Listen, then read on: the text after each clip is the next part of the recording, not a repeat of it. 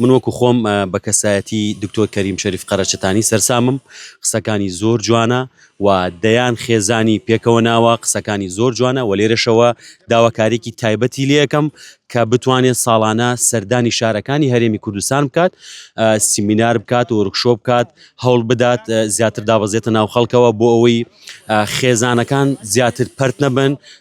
خێزانەکان زیاتر زیانیان لێ نەکەوێ و کۆمەڵگەی کوردی بەرەو پێش بچێ و من لێرەوە دەستخۆشیێکی تایبەتی لێ یەکەم. زۆر سوپاسێکم و چەندین جاریش هەوڵم داوە بە چەپکە گوڵێک بڕەوەمە خزمەتی ئینشاءالله لە نزیکەوە دەیبینم و چەپکە گوڵێکشی پێشکەشەکەم. ساڵی 2025 ئەتوانم بڵێم ساڵێکی زۆر جوان بوو، ساڵێکی زۆر باش بوو. سوپاس بۆ خوای گەورە، هەنگاوی زۆر جوانم نا و لەگەڵ هاوکارانم لە ئەو کارێک کە خۆم کاری تێدا دەکەم بەرەو پێشونێکی زۆر باشمان بینیوە. سوپاس بۆ خوای گەورە بۆ تقریباً ئەتوانم بڵێن 45 کۆمپانیا و شوێنکار کارمان کردووە و کە لە لای خەڵکەوە دەستخۆشیمان بۆ دێتەوە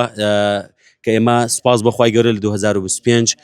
سەرکەوتوو بووین لە بوارەکەی خۆماندا و لێرەشەوە ئینشاءالله لە 2026 بە پلانی نوێ و بە بابەتی نوێ و دەچینەوە ناو کارەکەی خۆمان و بەرەوی زیاتری پێدەدەین.